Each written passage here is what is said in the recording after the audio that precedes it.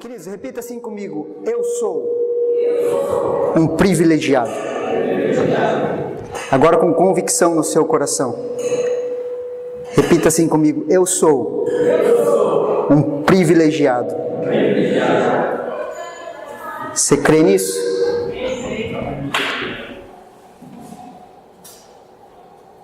Queridos, nós somos privilegiados. Nós somos privilegiados.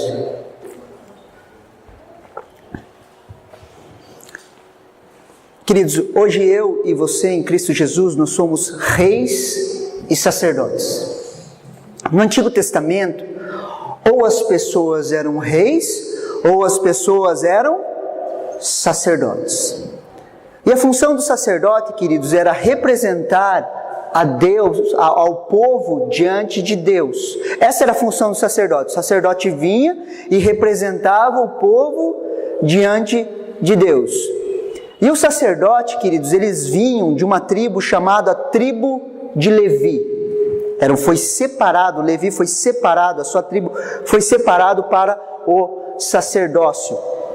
O povo de Deus, ele foi constituído por 12 tribos. Então Deus tem um povo, preste muita atenção, Deus escolheu um povo dentre todas as nações, Deus escolhe um povo, e esse povo começa a se chamar povo de Deus, que é o povo de Israel. É o seu povo, pertencia a Deus. Isso já era um privilégio. E esse povo era composto por 12 tribos, queridos. E dessas 12 tribos, Deus separou uma tribo para ele, que era a tribo de Levi, da onde vinham os sacerdotes. Os levitas, eles descendem de Levi. Os levitas eram consagrados para o sacerdócio. Eles eram os únicos que poderiam fazer as funções sacerdotais. Os levitas eram consagrados.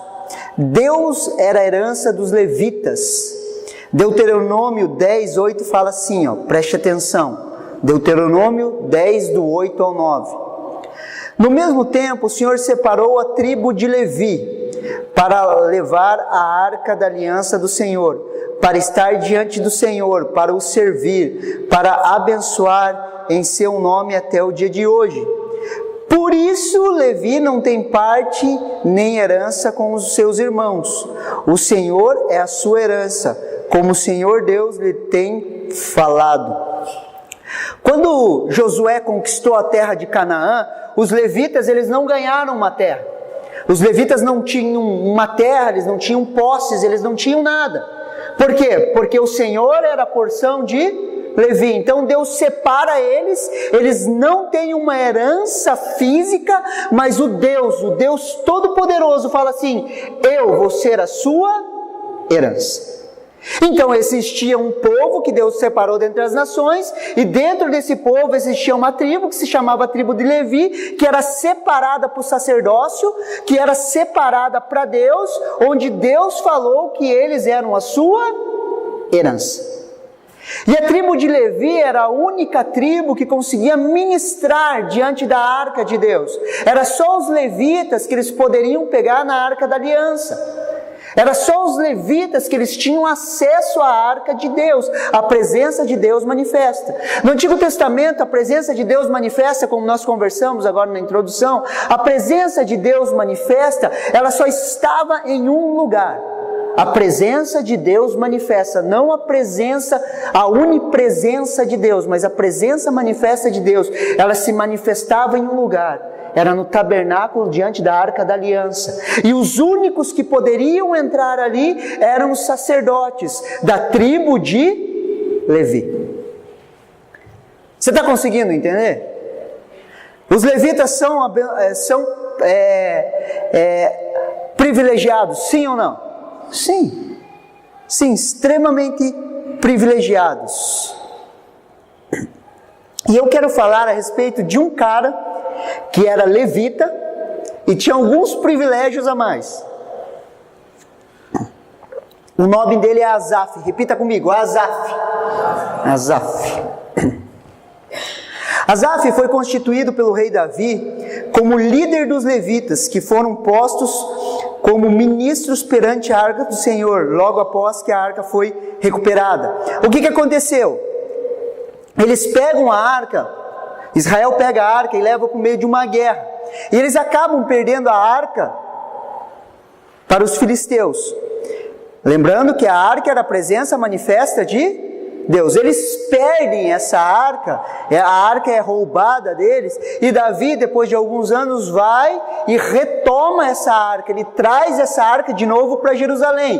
E quando ele traz essa arca para Jerusalém, ele separa 3 famílias de levitas para que ministrem diante dessa arca. Isso está lá em 1 Crônicas 16, do 4 ao 6. Preste atenção.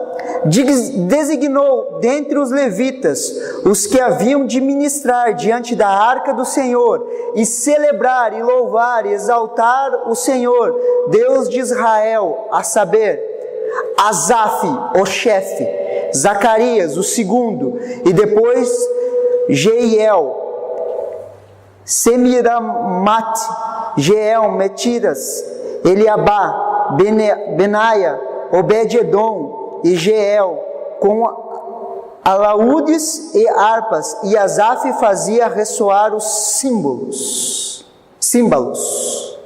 Queridos, então o que acontece? Davi vai, toma a arca da aliança, traz de novo para Jerusalém e separa 3 famílias de levitas e levanta um líder no meio deles. Quem que é o líder? Asaf. Relembrando, Deus tinha um povo dentre as nações. Desse povo Deus separa uma tribo que se chama a tribo de Levi. Davi recupera a arca, traz a arca, a presença manifesta de Deus, para Jerusalém. Do meio da tribo de Levi são separados 3 levitas, e do meio desses 3 é separado um como líder, que se chama Asaf. Você está entendendo a caminhada e o privilégio de Asaf? Então Asaf ministrava diante da arca e liderava o louvor diante da arca da presença de Deus. E o que acontecia? Eles ministravam louvores, cantavam, tocavam. Asaf era o líder e ele tocava os símbolos, né? O instrumento principal de Asaf era os símbolos, um instrumento que pertence à categoria da percussão, formado por 2 discos metálicos, utilizados geralmente para acompanhar a harpa, trombeta, salteres e tímpanes. Além de exímio instrumentista e líder de música, Asaf também tinha reputação de vidente. 2 Crônicas 29:30 fala assim: então o rei Ezequias e os príncipes ordenaram aos levitas que louvassem ao Senhor com as palavras de Davi e de Asaf, o vidente. Eles fizeram com alegria e se inclinaram e adoraram. Asaf, além de ser levita, ministrar diante da arca de Deus, ele tinha reputação de vidente, de profeta. Vocês estão conseguindo entender quem era Asaf? Asaf, além de ministrar diante da presença de Deus, ser um levita consagrado a Deus, a herança de Asaf era Deus, ele também tinha no meio do povo, o povo reconhecia que ele era um vidente. A palavra vidente pode apontar para profeta, que ele conseguia ver as palavras que Asaf falava, elas se cumpriam, porque Deus estava com Asaf. Esse é Asaf. Abram comigo lá em Salmo 73. Esse eu quero que vocês acompanhem.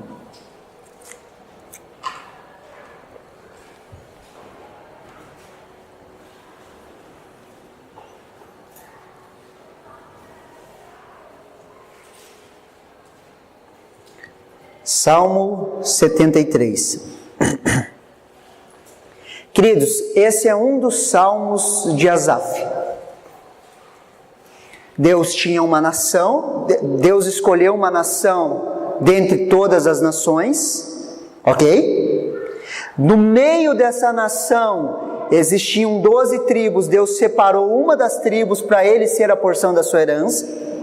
Dessas 12 tribos, o rei Davi separa 3 levitas, Desses 3 levitas, Davi levanta um como líder. E esse se chama Asaf. Extremamente privilegiado. Vamos acompanhar o Salmo 73, Salmo de Asaf? Com efeito, Deus é bom para com Israel, para os de coração limpo.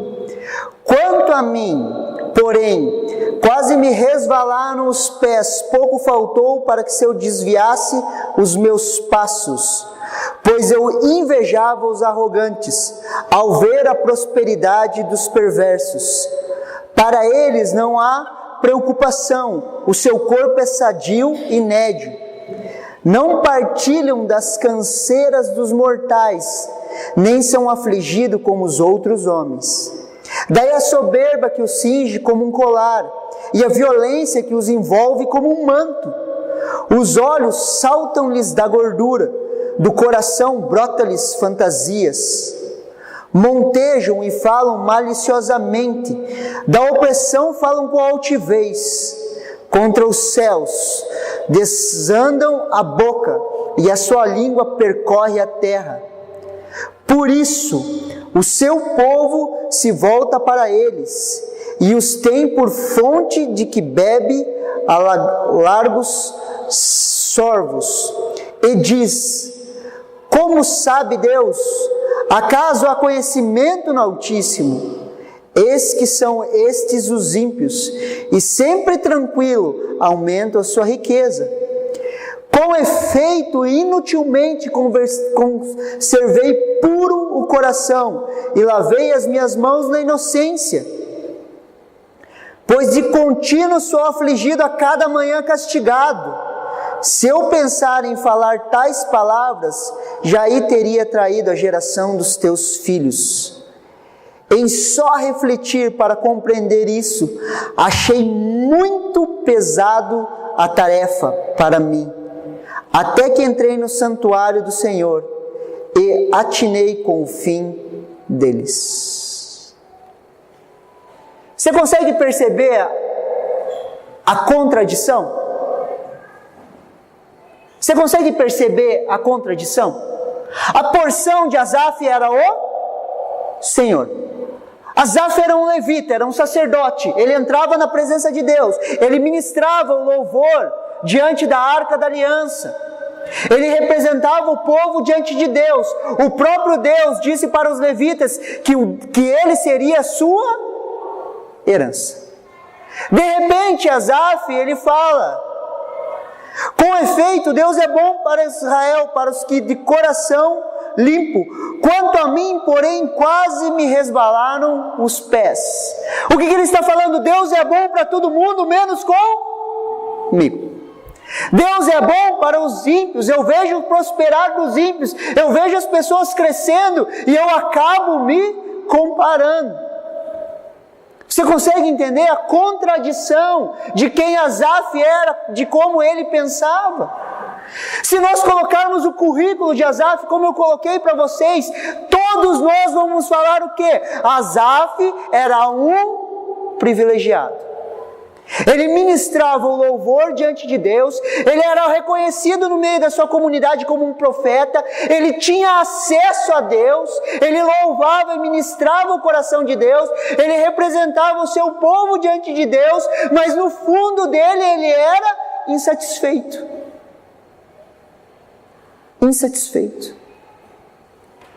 E existe uma coisa que eu gosto de chamar, queridos, de mal de Asaf.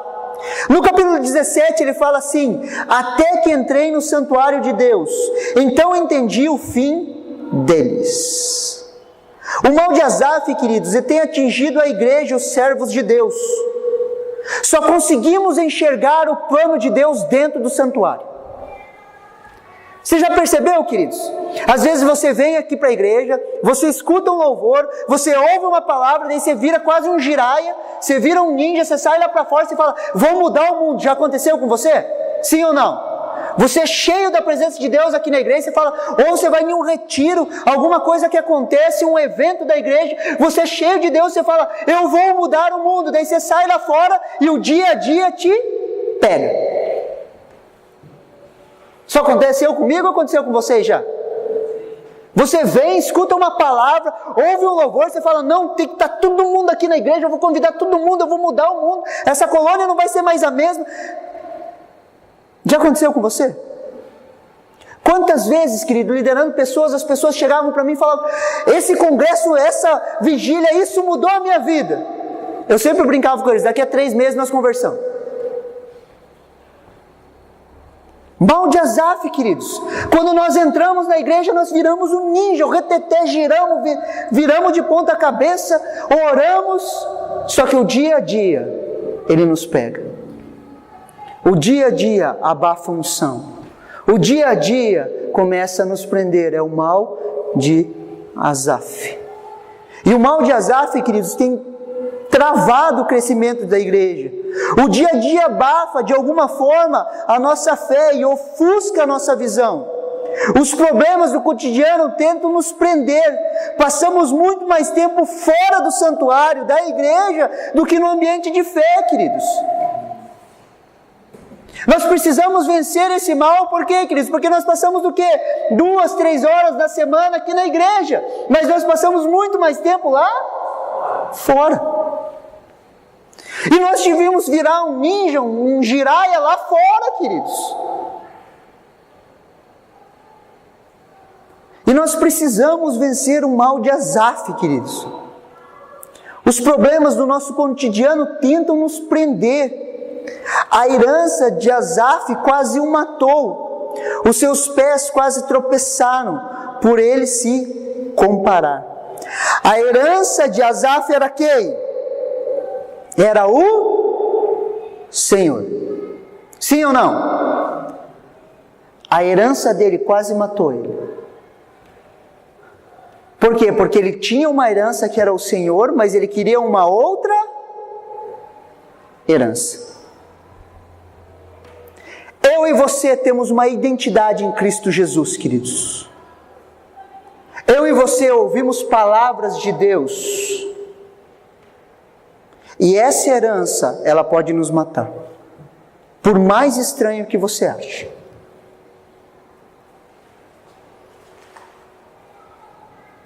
Se aquilo que nós sabemos, se aquilo que nós entendemos, ela não fizer parte do nosso dia a dia, a nossa herança, que é a verdade de Deus, ela vai nos matar. Você já percebeu que aquilo que você entende ou ouve de Deus, muitas vezes ela não se manifesta no seu dia a dia?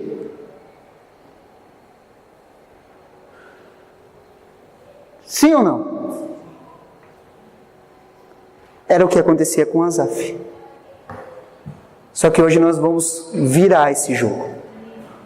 Você vai virar um samurai lá fora da igreja. Você vai assumir a sua identidade lá fora da igreja. Você consegue entender? Vocês estão me entendendo o que eu estou falando? Fica muito distante aquilo que nós ouvimos daquilo que nós vivemos. Por mais que aquilo que nós ouvimos é extremamente verdade e real, nós não conseguimos manifestar aquilo no nosso dia a dia. Eu quero acompanhar alguns passos de Asaf aqui, queridos, que ele acabou fazendo. O primeiro, a comparação.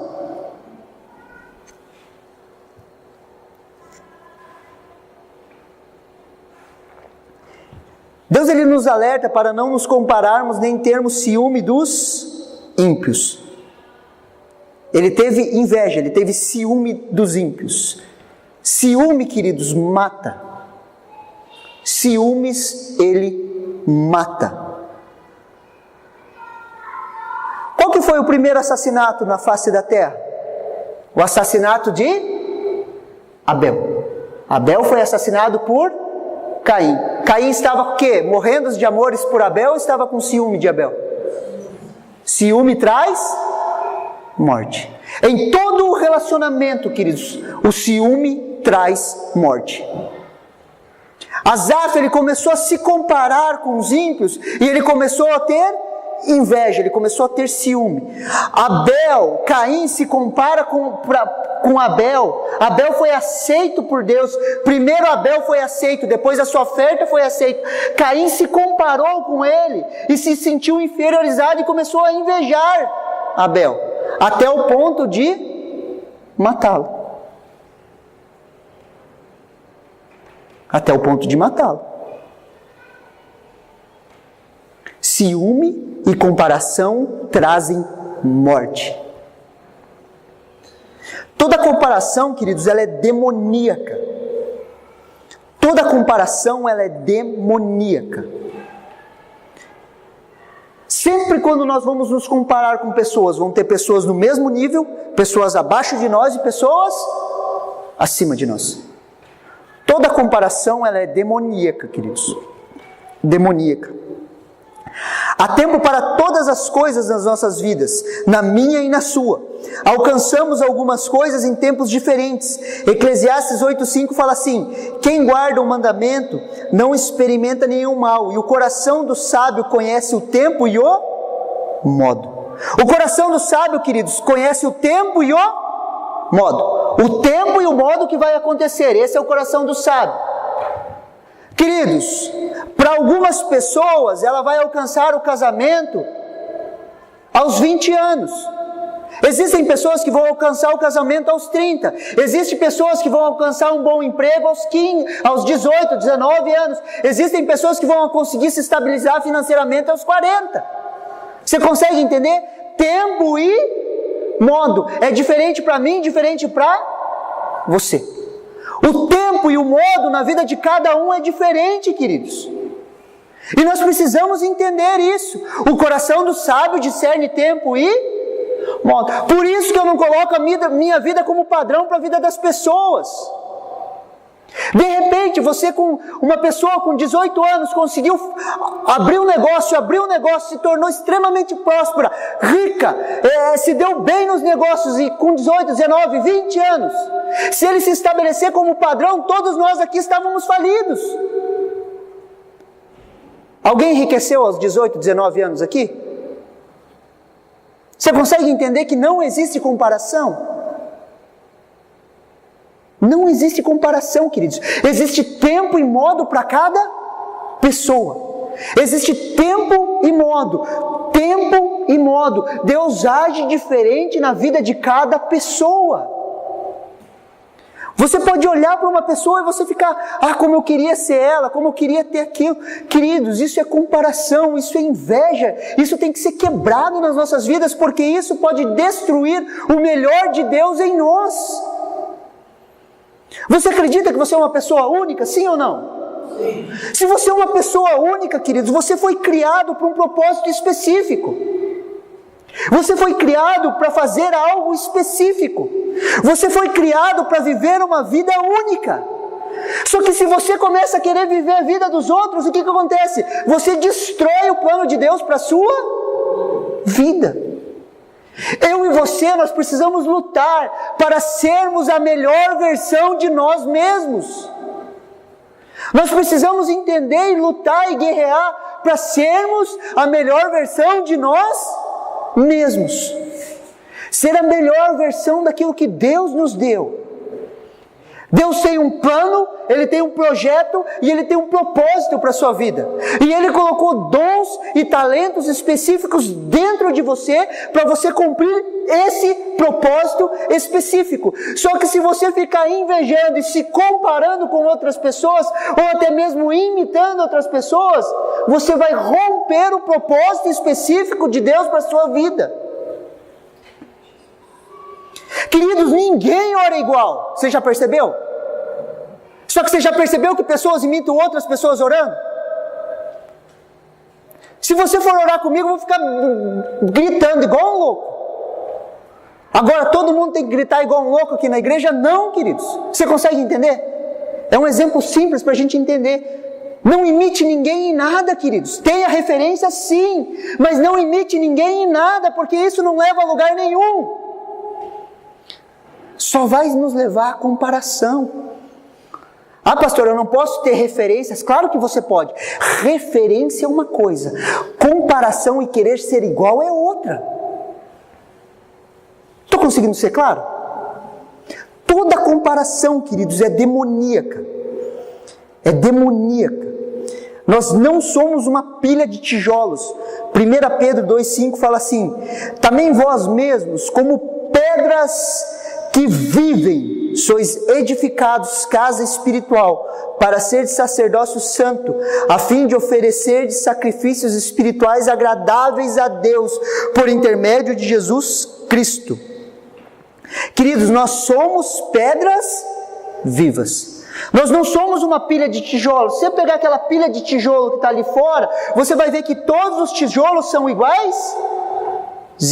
Só que a Bíblia fala, e Deus nos olha como pedras vivas. Se você passar na igreja da Torre, você vai ver a parede da frente como? Como muitas pedras encaixadas. Sim ou não? Eu acho que foi até o Hans que me falou, que eles fizeram isso para simbolizar esse versículo aqui. Porque quando você olha uma parede de pedra, cada pedra é diferente da outra, mas cada uma tem um encaixe específico. Se você tira uma pedra e tenta colocar outra, não cabe.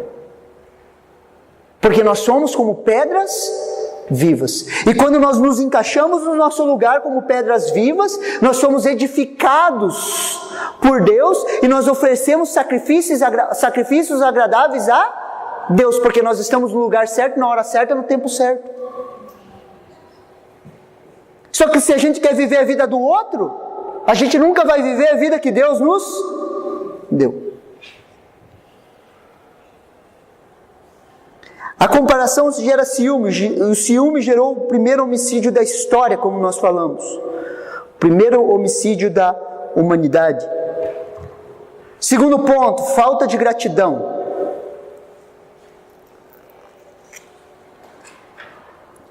Asaf se esqueceu do seu chamado. E quantas vezes no meio da luta esquecemos do nosso chamado, da nossa herança? Temos que gerar em nós um sentimento de devedor. A ingratidão nos leva à cobrança, queridos. Queridos, nós temos que gerar dentro de nós um sentimento de dívida.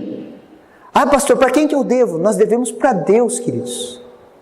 Você consegue entender? Eu não tinha nada e agora eu sou filho de Deus.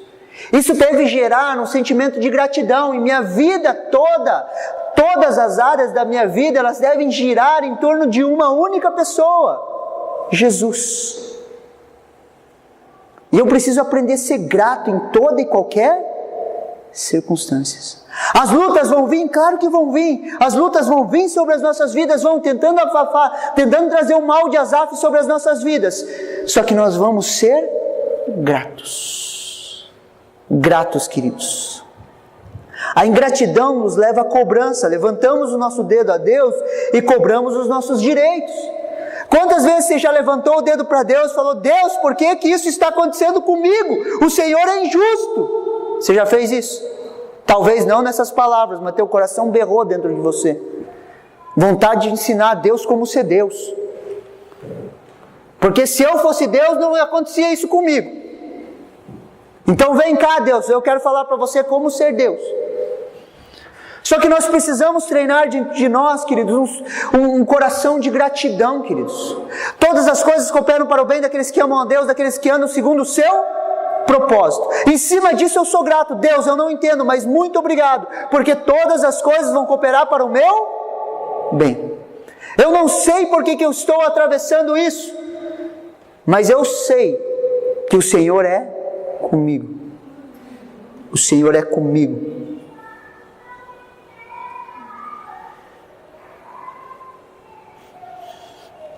Sabe o que é murmuração?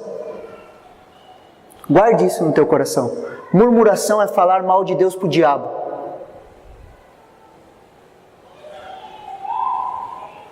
Sabe quando você está murmurando, se queixando da vida? Ah, que vida ruim que eu levo, olha a desgraça que tal. Você está falando mal de Deus, que é a tua herança, para o diabo. Quando nós ficamos murmurando, falando mal, retrucando, nós começamos a azedar por dentro, queridos. A azedar por dentro, queridos. Acima de tudo, guarda o teu coração, porque deles procedem as fontes de vida. Por que Deus falou para a gente guardar o nosso coração? Porque senão ele vai ser roubado de nós. Você já percebeu que em momentos de ingratidão, que começam a se tornar rotina nas nossas vidas, nós perdemos o nosso coração? De repente você olha o teu coração, você nem mesmo mais se reconhece. Você começa a olhar para você, você não reconhece mais as tuas ações, as tuas palavras. De repente você está falando mal de tudo e de todos. Você já passou por fases assim? Onde seu coração adoeceu? O antídoto é gratidão, queridos. Não importa o que você faça, seja grato, entendendo aquilo que Ele já fez. Ele já fez, queridos. Ponto 3, queridos, aquilo que eu entendo que Asaf se perdeu. A falta de clareza sobre a sua herança. Queridos, o mal de Asaf, ele nos pega, porque nós não temos clareza da nossa herança. Asaf era um privilegiado, sim ou não? Sim. Ele foi chamado para ministrar diante da presença do Senhor, mas as circunstâncias, o dia a dia, ofuscou isso na vida dele. Asaf era extremamente privilegiado. Deus escolhe uma nação dentre muitas nações. Dessa nação, que é dividida em 12 tribos, Deus escolhe uma tribo. Dessa tribo, depois que a arca é recuperada, dessa tribo, Davi escolhe 3 pessoas. Dessas 3 pessoas, uma única pessoa liderava. Esse era Asaf. Essa era a herança dele, ele era extremamente privilegiado. Privilegiado. E eu e você, o que somos, queridos? E eu e você, o que somos? O texto de Efésios fala assim: por isso também eu tenho ouvido a fé que há entre vós no Senhor Jesus e o amor para com todos os santos.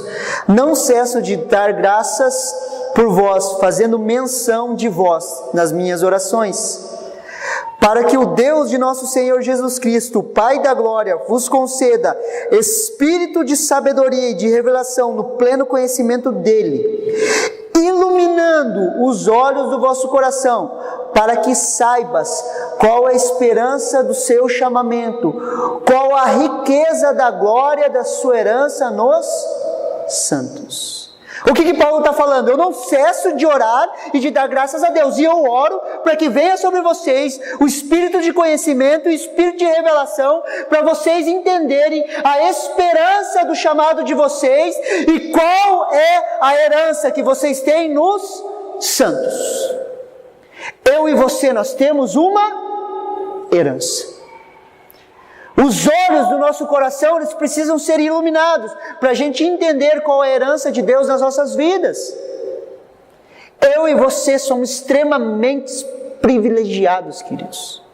Muito mais do que Asaf. Existe uma herança nos santos. Herança se recebe, herança não se conquista. Repita assim comigo: herança se recebe. Herança não se conquista.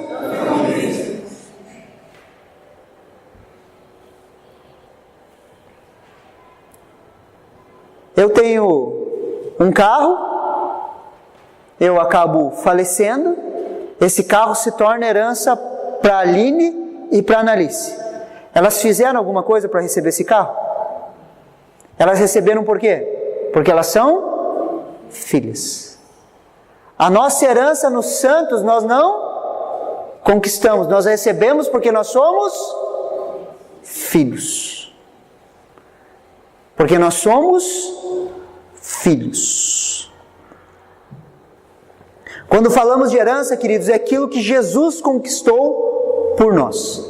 Aquilo que Ele conquistou por mim e por você. Você está conseguindo entender? Somos extremamente abençoados. E o que Jesus conquistou, queridos? Qual que é a posição de Jesus hoje? Abram comigo lá em Efésios 1:20. Efésios 1:20, a posição de Jesus.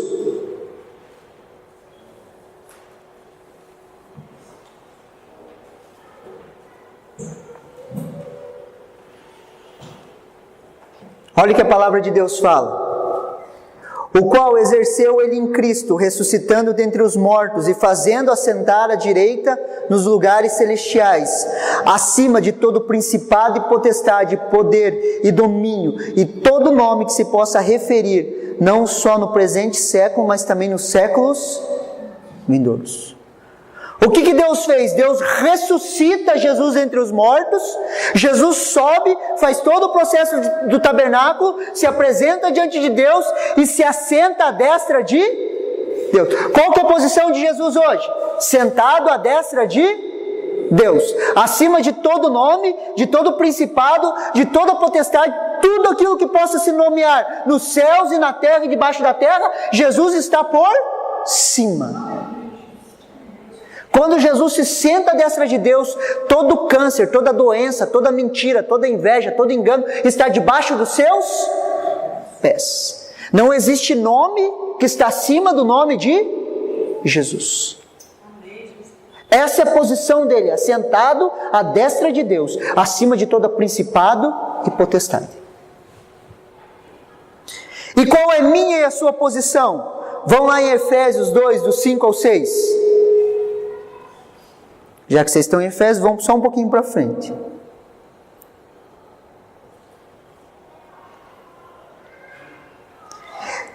Estando nós mortos em nossas ofensas, nos vivificou juntamente com Cristo, pela graça sois salvos, e nos ressuscitou juntamente com Ele, e nos fez assentar nos lugares celestiais em Cristo Jesus. Queridos, quando a mão de Deus atravessou o mundo, ressuscitou a Jesus entre os mortos, nós ressuscitamos junto com Ele. Deus o fez assentar à direita dele, e ele se assentou à direita de Deus. E onde eu e você estamos? Em Cristo Jesus. Por isso que nós estamos revestidos dele, à direita de Deus. Essa é a nossa posição.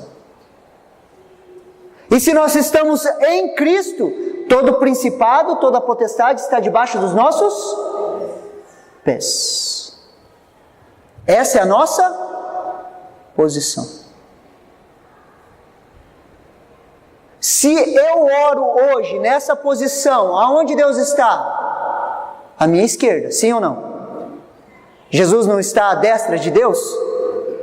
Nós não estamos em Cristo? Deus está do meu lado. Então se eu oro, Deus escuta. Essa é a minha posição. Essa é minha e sua herança. O que nós fizemos para conquistar essa posição? Nada, nós cremos em Jesus. Pela graça sois salvos. Quanto mais eu entendo a minha posição, mais eu entendo a minha identidade. Quando mais eu entendo a minha identidade, mais eu caminho para o meu propósito. Quanto mais eu caminho para o meu propósito, mais eu cumpro o meu destino. Quanto mais eu cumpro o meu destino, mais o mundo ao meu redor é transformado. Mas tudo parte de uma posição. Quando eu entendo onde eu estou, queridos, eu vou entender quem eu sou. Isso vai me mostrar o meu destino. Se eu entendo aquilo que eu sou e o que eu nasci para fazer, o mundo ao meu redor já não é mais o mesmo. Ele é transformado. E essa posição é o que? Herança. Não fizemos nada para conseguir. Isso foi nos dado de graça. Quando nós cremos, nós nascemos de novo, nós estabelecemos e sentamos nessa posição. Olha o que 1 João 4, 1 João 4, 17 fala.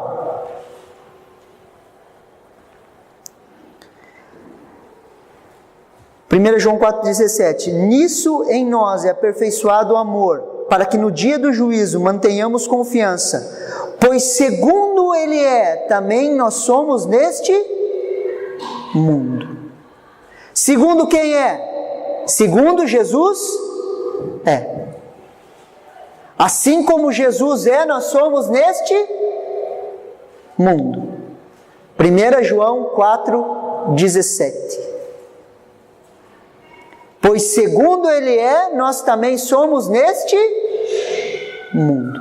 Então, assim como Jesus é, nós representamos Ele neste mundo. Sabe quando a Bíblia fala que nós somos embaixadores de Cristo? O embaixador representa a sua nação em outra nação. Nós representamos o reino de Deus na terra, queridos. Quando a Bíblia fala que nós somos corpo de Cristo, o cabeça está nos lugares celestiais, mas o corpo está na terra, somos nós. Essa é a nossa posição e nós precisamos entender. Com essa posição, queridos, nasce uma nova identidade. E nós passamos de órfãos a filhos. De órfãos a filhos.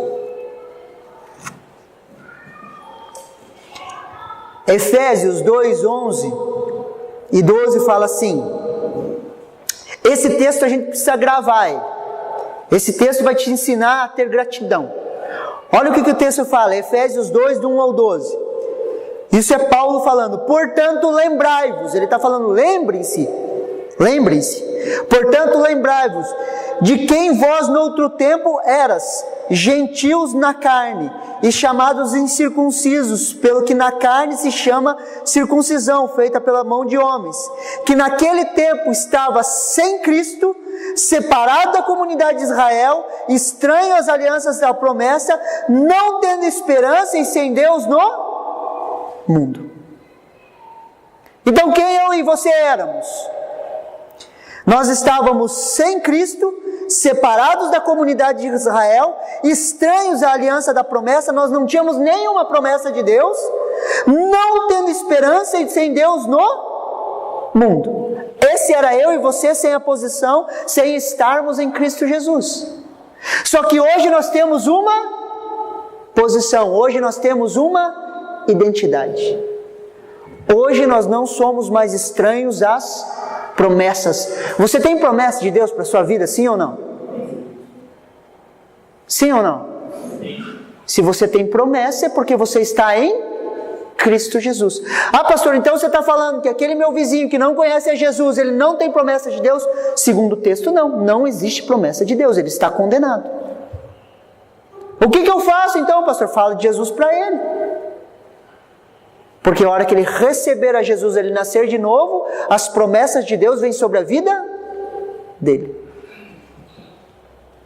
João 1,12, um texto muito conhecido, acho que todos sabem, fala assim: mas a todos quando receberam, deu-lhes o poder de serem feitos filhos de Deus, ao que crerem no seu nome. Mas a todos quanto o receberam. Quem é filho de Deus, pastor? Aqueles que receberam a Jesus. Aqueles que receberam. Antes eu achava, queridos, que todo mundo era filho de Deus. Porque se falava, todo mundo é filho de Deus, todo mundo é filho de Deus. Quando eu me deparei com esse texto, eu comecei a pensar, eu estava numa quadra de futebol e meditando na Bíblia, jogando bola.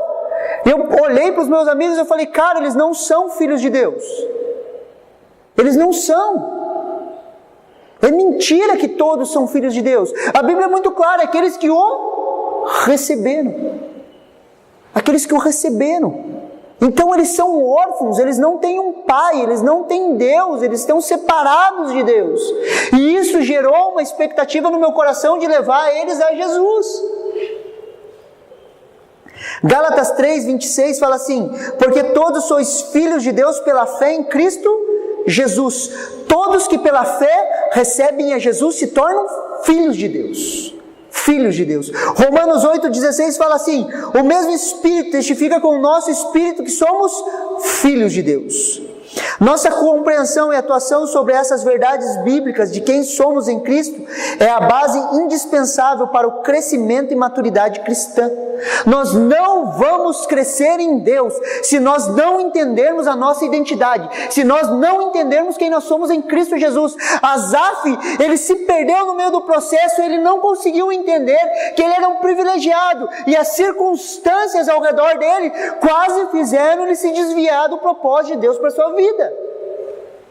E nós somos acometidos com esse mal de Asaf muitas vezes. Por quê? Porque nós não temos clareza, muitas vezes, de quem nós somos em Cristo Jesus. E essa nova identidade, ela precisa ser despertada nas nossas vidas. Por quê? Porque eu e você somos uns privilegiados. Se você entende a posição que você está hoje, queridos, pode vir um inferno contra você. Você continua em pé porque você é um privilegiado. As piores lutas que você pode passar, as piores dificuldades, você vai atravessar cantando e sorrindo, porque eu e você somos privilegiados. Queridos, nós não tínhamos Deus no mundo, hoje nós temos acesso a Deus. Às vezes as pessoas, principalmente os jovens, me falam: cara, é difícil ser crente. Eu falei: difícil é viver sem Deus no mundo, sem esperança, morto. Isso é difícil. Viver em santidade, queridos, viver para Deus, em uma entrega total a Deus, não é difícil, é um privilégio. Cuidar de pessoas, amar pessoas, não é difícil, queridos, é um privilégio. É um privilégio. Eu escutei muitas pessoas falando: eu prefiro trabalhar com vaca do que trabalhar com gente. Queridos, isso é um pensamento do diabo. É um privilégio trabalhar com gente. Por quê? Porque nós nascemos de novo e nós temos a capacidade de amar. É um privilégio amar pessoas. É um privilégio, queridos. Nós precisamos mudar nossa mente e entender quem nós somos, queridos. Negar a sua identidade em Cristo é negar a obra de Deus na sua vida, é negar a Jesus. Negar isso na sua vida é negar a Jesus, queridos. Ah não, pastor, eu tenho que fazer por merecer, isso é negar Jesus. Nós não merecíamos, Ele se fez sacrifício para eu e você nele merecermos algo de Deus, mas não pelas nossas forças, por aquilo que Ele fez. Negar a identidade de Cristo em seu irmão é negar a obra de Jesus. Nós precisamos olhar um para os outros, queridos, como se nós olhássemos para Jesus.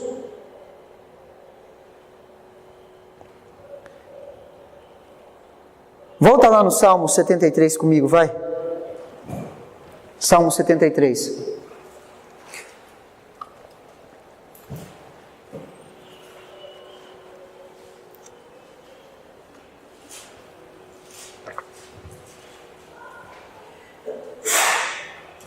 Depois de tudo, Asaf tem um clique, queridos.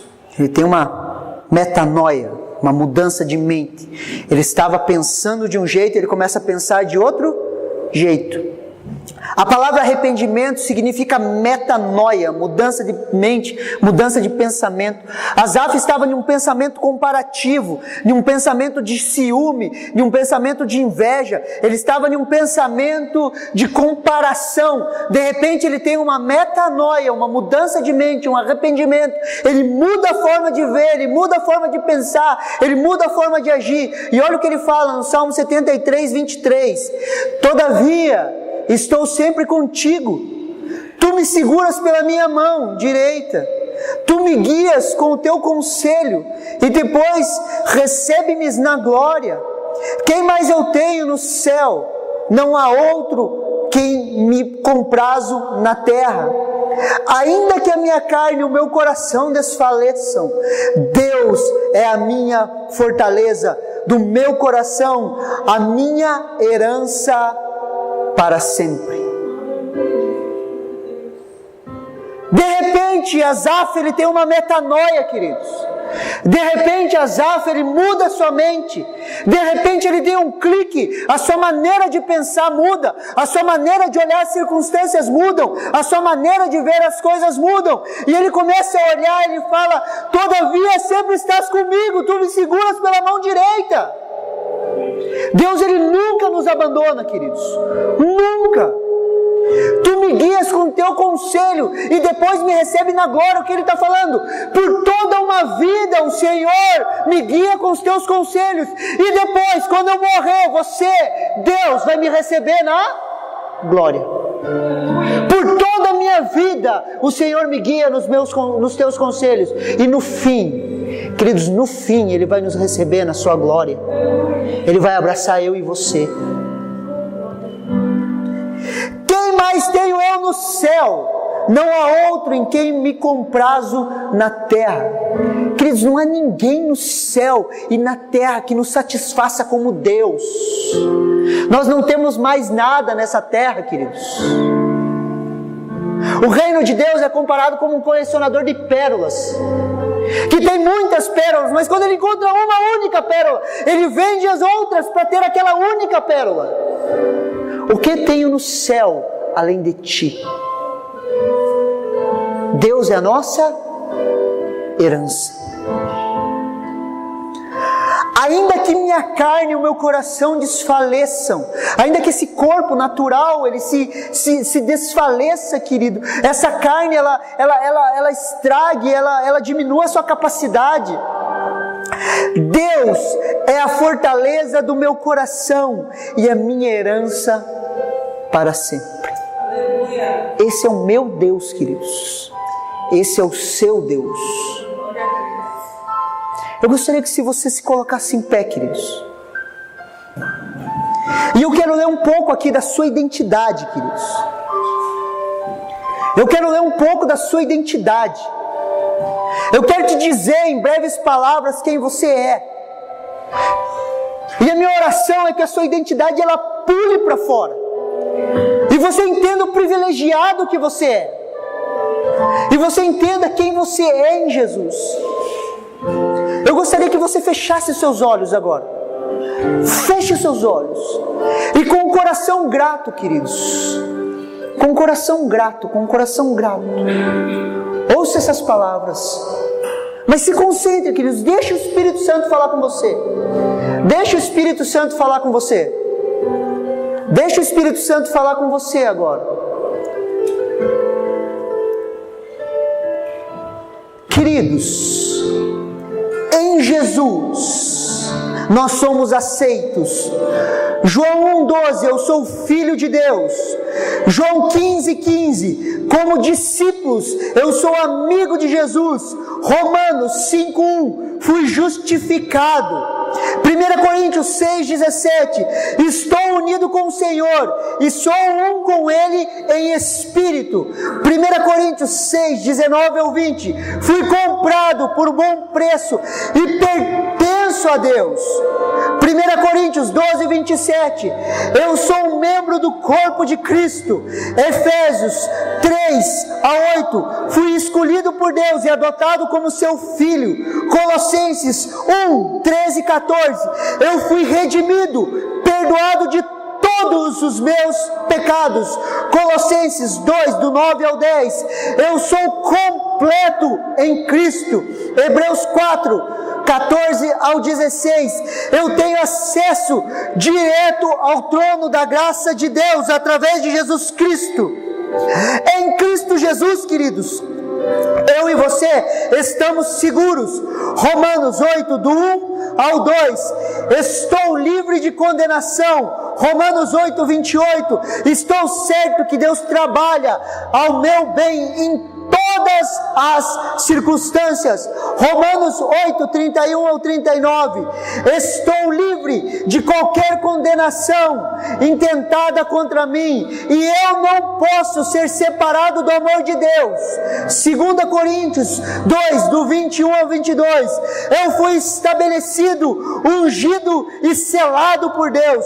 Colossenses 3, do 1 ao 4, eu estou escondido com Cristo em Deus. Filipenses 1:6, estou confiante de que Deus vai completar a boa obra que começou em mim. Filipenses 3:20, eu sou um cidadão dos céus. 2 Timóteo 1:7, a mim não foi dado o espírito de medo, mas de poder, de amor e de mansidão. 1 João 5,18: eu sou nascido de Deus e o maligno não me toca. Em Cristo Jesus, eu e você temos um propósito. 1 João 15,5: eu sou o ramo de Jesus Cristo, a videira verdadeira e um canal de sua vida. João 15,16: eu fui escolhido, designado para dar frutos. 1 Coríntios 3,16: eu sou o templo de Deus. 2 Coríntios 5:17 ao 21: eu sou o ministro da reconciliação de Deus. Efésios 2:6: eu estou sentado em Jesus Cristo no reino celestial. Efésios 2:10: eu sou feitura de Deus. Efésios 3:12: eu posso me aproximar de Deus com liberdade e confiança. Filipenses 4:13: posso todas as coisas naquele que me fortalece, e esse é Cristo Jesus, o nosso Senhor. Essa é a minha e a sua identidade. Você pode dar uma salva de palmas ao Senhor? Deus, muito obrigado, Senhor, muito obrigado, muito obrigado, Deus, porque em Cristo Jesus nós somos uma nova criatura. Aleluia! Queridos, nós somos privilegiados e nós temos acesso, queridos, a um poderoso Deus, a um Deus todo poderoso. Eu quero